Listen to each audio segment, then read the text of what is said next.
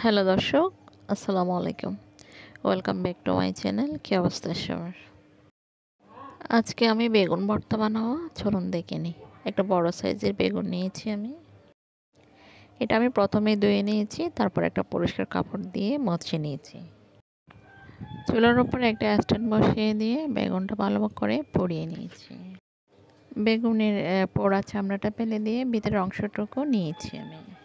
আর সাথে নিয়েছি একটা পেঁয়াজ কুচি, কিছু ধনিয়া পাতা কুচি, ৪টা শুকনো মরিচ পুড়ে নিয়েছি, আর স্বাদমতো লবণ। একটা মাটির পাত্রে বেগুনটা ভালোভাবে কষলিয়ে নিচ্ছি, তারপর শুকনো মরিচগুলো কষলিয়ে নিচ্ছি। এগুলো কষলানো হয়ে গেলে এখন অ্যাড করে দেব ধনিয়া পাতা কুচি, পেঁয়াজ কুচি আর লবণ। সবগুলো উপকরণ একসাথে মিক্সড করে নিয়ে এখন অ্যাড করে দেব সামান্য পরিমাণ সরষের তেল। সরষের তেল অ্যাড করার পর আরেকটু হাত দিয়ে মেখে নিতে হবে ভালোভাবে, তারপর পরিবেশন করতে হবে গরম ভাতের সাথে। আমি খেয়েছি গরম ভাতের সাথে, আমার খুবই ভালো লেগেছে। আপনারাও ট্রাই করতে পারেন। ভিডিওটি ভালো লাগলে লাইক কমেন্ট সাপোর্ট করবেন। আল্লাহ হাফেজ।